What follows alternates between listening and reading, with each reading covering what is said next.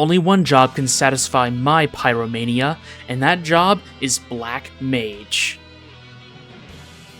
The Black Mage's role on the battlefield is to exploit a plethora of elemental weaknesses through their magical attacks, making them very potent against enemies with low magic defense, small fries with little HP, or even bosses who dare to have a fear of fire. Onto the Black Mage's specialty, Black Resonance, which is a bit unique among specialties. Black Resonance increases the damage output of black magic with each ally who has it equipped, excluding the Black Mage themselves.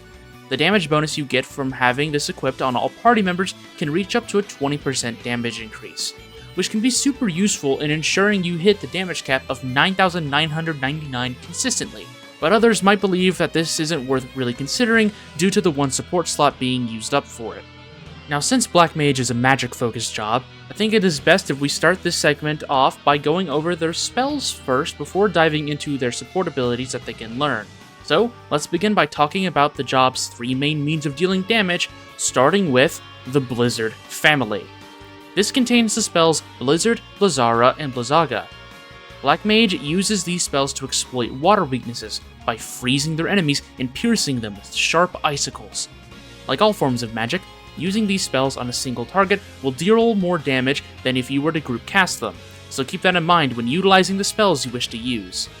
Blizzard is also more useful against regular enemies rather than bosses, as bosses rarely have a water weakness. Next up is the Fire family, which contains the spells Fire, Fyra, and Fyraga. This is the Black Mage's main source of dishing out fire-elemented damage, which is actually quite a common weakness among regular enemies and even some bosses. Each upgrade of this spell just creates an even larger fire explosion, engulfing all those who would stand in your way in a sea of burning agony. The desperate screams that emit from the flames are music to my ears. The third element that the Black Mage has access to belongs to the Thunder family. These spells include Thunder, Thundara, and Thundaga, each doing lightning damage to their targets. Surprisingly enough, these spells are incredibly useful to have in some capacity, as a large amount of regular enemies and bosses have this family as a weakness. Each of these spells, Blizzard, Fire, and Thunder, give the Black Mage the capability to be an effective enemy sweeper, as well as being a potent boss killer.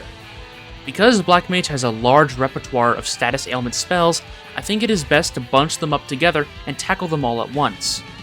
The Black Mage has access to the spells Poison, Silence, Sleep, and Fear. Most enemies are susceptible to all of these ailments, giving the Black Mage more utility besides Fire, which can come in handy for certain scenarios, especially if you're trying to keep an enemy from casting spells or braving and defaulting. Most bosses in this game are capable of being poisoned as well, dealing chip damage to them with each turn it is active, which is amazing for encounters that force you to pace yourself when dealing damage. While the actual damage poison can do is roughly 1% of a boss's max HP, the extra damage is still very welcome.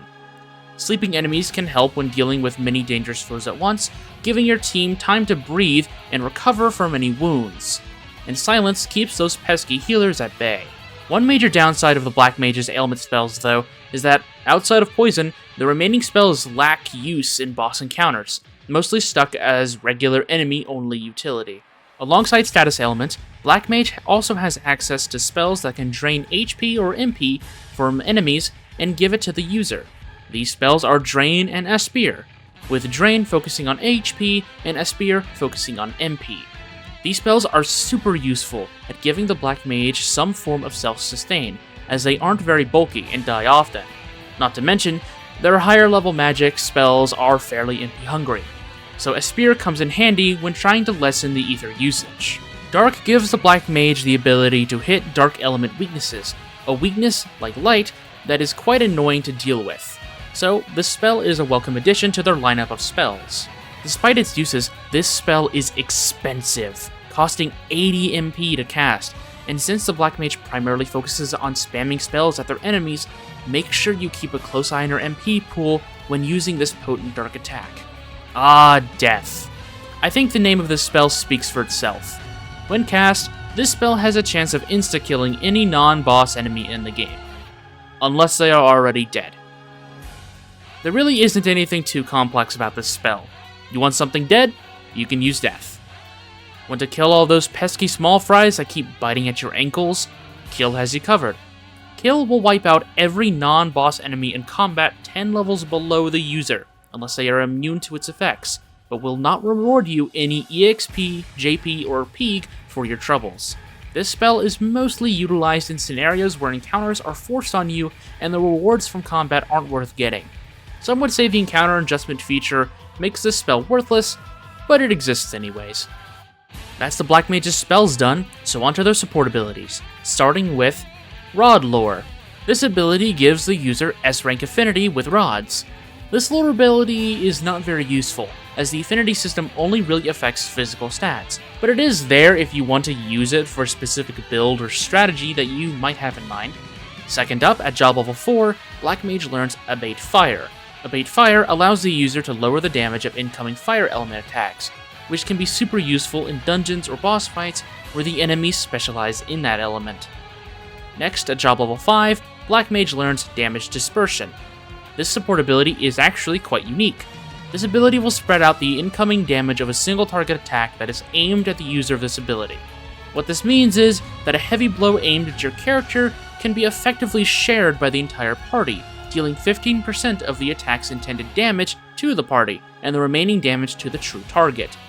This ability is quite useful in increasing a character's survivability, or to make a boss that focuses on single target moves more manageable due to their main gimmick being somewhat mitigated. Despite this, do note that the support ability can backfire on your team if the attack is too much for your entire party to handle, and can lead to a fight falling out of your control pretty quickly. Once you hit job level 6, Black Mage learns Silence Immunity. This ability is pretty self-explanatory, as it gives the user immunity to silence in combat, but like every other immunity ability, this does not stop overworld traps from giving you the ailment. After hitting job level 8, Black Mage learns Black Resonance. The support ability gives the user the benefits of Black Resonance. Do note that by itself, this support ability is entirely useless, as the bonuses gained from the Resonance only begin once 2 or more members of your team have this ability equipped, either as a Black Mage or as a support ability. At job level 10, Black Mage learns Magic Attack 20% up. 2 support points for a 20% magic attack increase? Yes, please! Seriously, this support ability is really good, as any means of increasing your magic damage is always a boon, and these attack increase abilities are a very straightforward way of ensuring you will always do more damage. Next up at job level 12, Black Mage learns Pierce Magic Defense. For 3 support points, the user can now bypass every enemy's magical defense in the game, giving you free reign to rain hellfire upon them. This support ability allows any job that focuses on offensive magic to hit their true damage potential, especially as the later bosses in the game tend to have extremely high magical defense. Absolutely worth the points in my opinion. And finally, at job level 14, Black Mage learns Group Cast All. This support ability allows all spells that are normally restricted to a single target to be group casted. This is a double-edged sword, as any single target spell fully becomes AoE, meaning that there is no in-between, but spells like Protect, Shell, Poison, Drain, and Aspire can suddenly become super powerful with the support ability equipped. With all of the spells and abilities learned through leveling done, onto how Black Mage fares as a main job. Black Mage excels at magical damage coverage, being able to hit 4 of the 7 elements in the game without any sub-job help. Black Mage's high MP pool allows them to reliably use their high-cost damage spells without too much issue, and a spear gives them a decent alternative to using 4 BP chugging ethers. Hey, no, give me those! You've had more than enough! MP isn't the only thing that Black Mage excels at though, as all of their magic-focused stats are at least above average, and with their average speed, are able to provide healing and utility to their team without much issue either, though obviously not nearly as well as some of their magical brethren.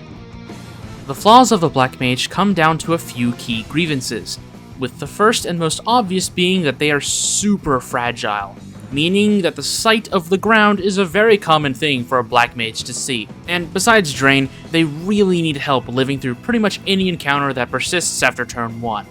The other flaw of this job is that the mid-game performance of the Black Mage is abhorrent. This job falls behind in damage for a large chunk of the game after the early chapters and requires a considerable amount of grinding to bring it back up to peak form. But even then, the job faces fierce competition by the later points in the game. Deciding to stick with the Black Mage to the very end pretty much has to come down to personal preference rather than effectiveness. Now on to how Black Mage performs as a sub-job. Having Black Mage as a sub-job grants the user access to the job's wide array of elemental coverage in series of ailments, which is a huge plus in my book. Jobs that have high magic stats are able to take full advantage of the late game magic the Black Mage can bring, and can even use certain spells better than the Black Mage can on their own, like Poison, Sleep, or Drain.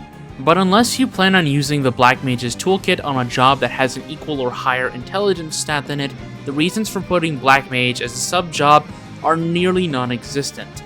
Jobs that can't take advantage of the magic it brings aren't able to fully utilize the job. And don't forget that you have to level the job up to its highest levels to get access to its strongest spells and abilities, meaning either waiting until endgame to grind it up, or having to slog through the mid-portions of the game with it as a main job. Regardless of your choices, whether it is a main or sub-job on your team, the Black Mage is sure to find some kind of role to fill. Last but not least, we move on to the fashion tier list, and hoo boy, do we have a lineup today. Let's start off with our main man, Tiz. My man Tiz finally got a good outfit. I actually really like this design, especially the black coat and the blue baggy legs. Sort of gives me the idea of Tiz wearing like a blue hacky sack when he's on Black Mage, and that imagery always cracks me up. If I have one grievance, it is that the hat on the guys is a little too small, as big hats for Black Mages are a personal favorite of mine, but still really good. Low A tier. Second up is Agnes. Let's be real, her Black Mage design is amazing. From the black and purple cape, the long boots, the little kitty clip that holds the cape together, to the beautiful black dress and the awesome hat. This design has it all. I don't have any real issues with this outfit except for the odd clipping and cutscenes here and there, but that is not really a big problem with me. It only took 4 videos, but we finally have our first S-tier placement. Congrats, Agnes. Ringabel also dons the hacky sack look for the Black Mage, and he looks just as dashing as usual. The pompadour poking out of the hat will always be a plus for me, so our ladies' man will find himself an A tier along with Tiz. Okay, so you heard my praises for Agnes' Black Mage design, but does Idia hold up to her new standard? Yes. Yes, she does. In fact, I think she pulls off the Black Mage design better than Agnes, not to mention her fiery personality synergizes with this job masterfully. Another addition to S tier. Congratulations, Idia. Hello there, friends. Editor Jaders here at the end of the video. Just wanted to say thank you so much for watching this video. I feel like I have hit my groove when it comes to making these overviews, so I'm stoked to work on the next few I have in store. Besides that, I also wanted to ask you that if you have any comments or criticisms of the video structure, or maybe further insight into Black Mage as a job, or any stories that you want to tell, start a conversation in the comments. It would be awesome to see any kind of feedback or additions that we can all add to these videos. Thank you again for watching, and with that now said, I'll see you soon for some more content.